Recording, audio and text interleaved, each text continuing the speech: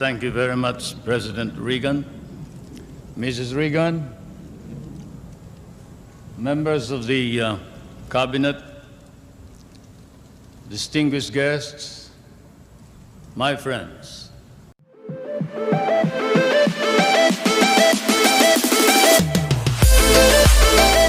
Gentlemen, the national anthems of the Republic of the Philippines and the United States of America.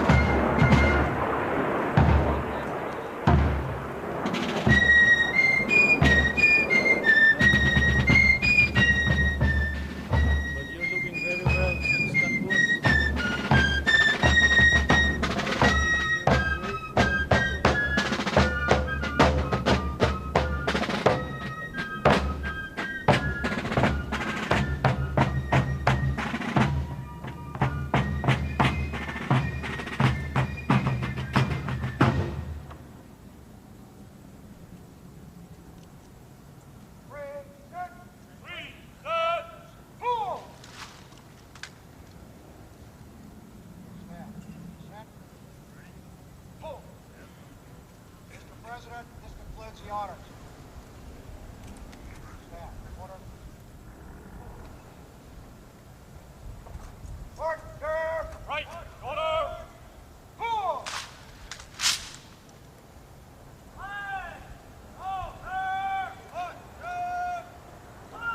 Out. Order. Hurt.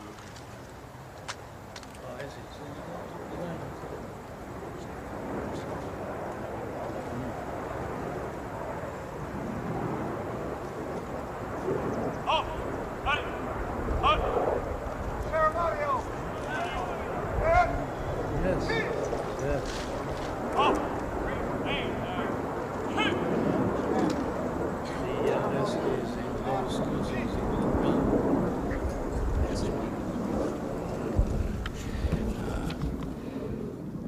Mr. President, Mrs. Marcos, it gives me special pleasure to welcome you to the United States. Mrs. Reagan and I have been long looking forward to returning the hospitality you showed us on our 1969 visit to your country. Our two peoples enjoy a close friendship, one forged in shared history and common ideals. In World War II, Americans and Filipinos fought side by side in the defense of freedom, a struggle in which you, Mr. President, personally fought so valiantly. The values for which we struggled, independence, liberty, democracy, justice, equality, are engraved in our constitutions and embodied in our people's aspirations. Today, our ties remain strong, benefiting each of us over the full range of our relations. Politically, we tend to view many world issues the same general way. Yours, Mr. President, is a respected voice for reason and moderation in international forums. The Philippines, with its ASEAN partners, has taken the lead in search for self-determination for the people of Kampuchea. In that vein, let me also pay tribute to you and Mrs. Marcos' personal leadership and commitment to the care of refugees in Southeast Asia. Under your direct sponsorship, the Philippines Refugee Processing Center has become a model of its kind in encouraging the development of self-sufficiency and the restoration of human dignity. The Philippines and you, Mr. President, play an important role in addressing the problems of economic development in the world. At Cancun, we made a new start toward a more effective and practical dialogue and improved cooperation among industrial and developing countries. Your leadership in that area, Mr. President, is vital and widely respected. Under your leadership at home, the Philippines can boast a record of solid economic growth over the past decade, attributable in significant part to its hospitable attitude toward free enterprise and private initiative. Your country's dedication to improving the standard of living of your people is an effort in which we've been delighted to participate through bilateral and multilateral economic assistance. Your continuing interest in better nutrition has led the Philippines to achieve self-sufficiency in food grain production.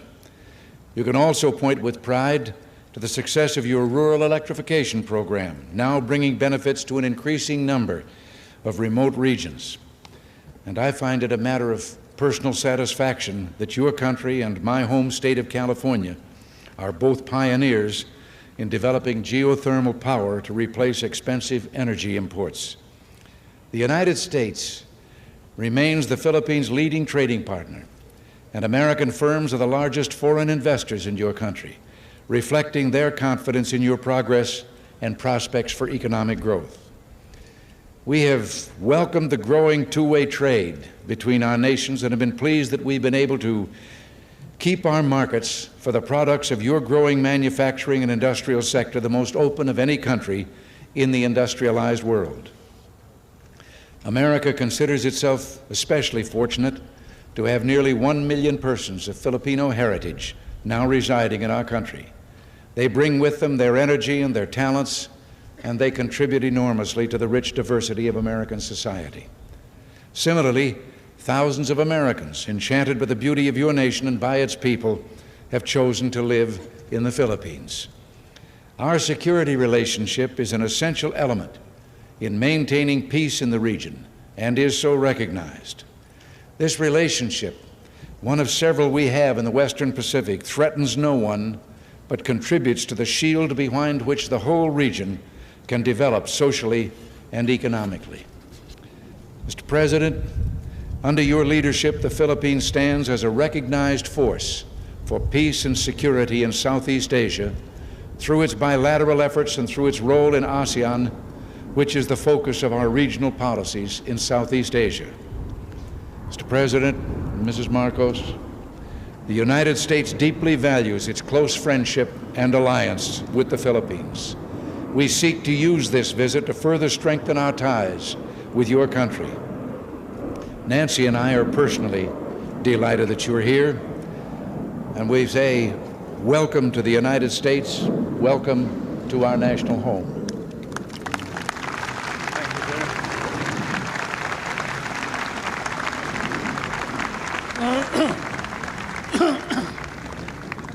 Thank you very much, President Reagan. Mrs. Reagan, members of the Cabinet, distinguished guests, my friends. On behalf of the 50 million people of the Philippines, Mrs. Marcos and I express our gratitude for your warm welcome to Washington and to the United States of America.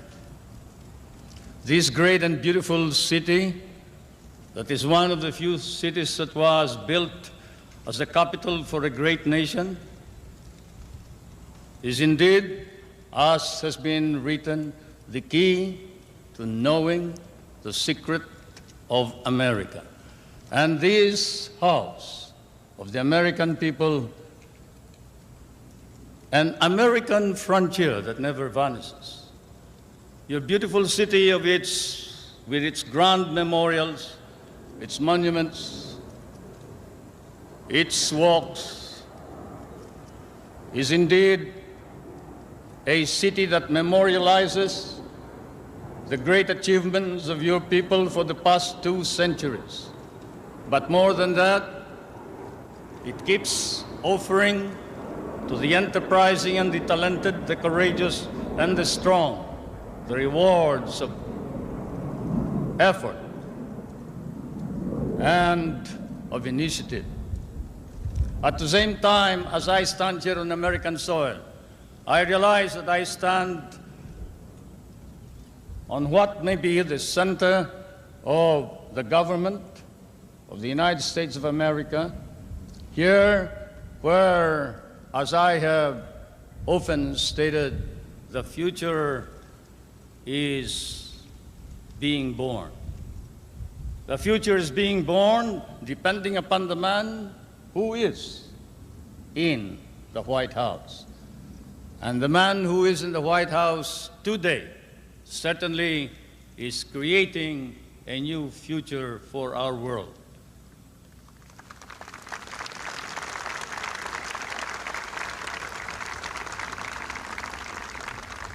For Mr. President, I come from that part of the world wherein the poorest of the world's population live.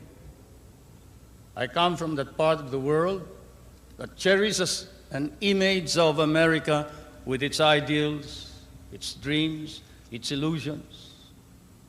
I come from the Philippines, a part of Asia, which has been molded along the principles of American democracy. We learned to love these ideals and principles, and we lost 1 million of our people fighting for them in the last war. We have always stood by these ideals. We shall continue to do so, whatever may be the cost, at the risk of our fortunes, our lives, but more important of all, our honor. We stand for the ideals of democracy that is our legacy from the United States of America.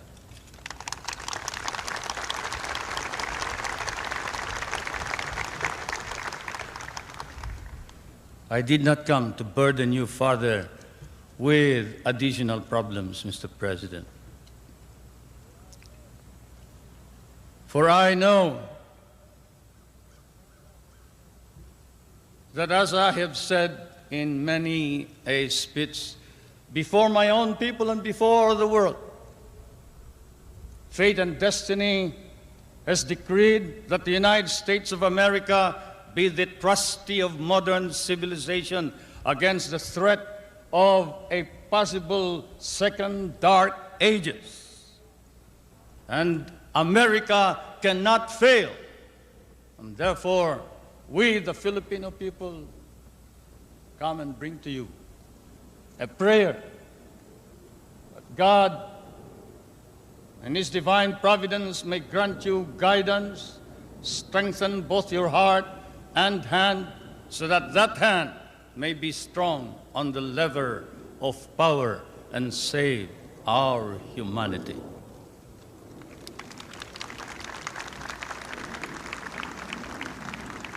If America fails, then the world is lost.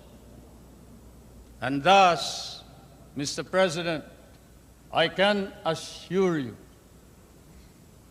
that throughout all of Asia, there is nothing but a reservoir of goodwill for you, the American people, and the United States of America. Once again, may I say thank you for your warm welcome and your hospitality, which I know we will never be able to reciprocate. Thank you.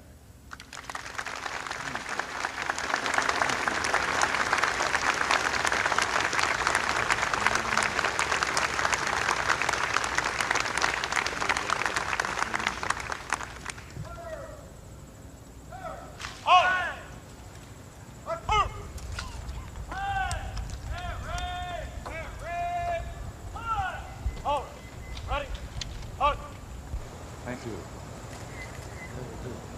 Well, should I thank you?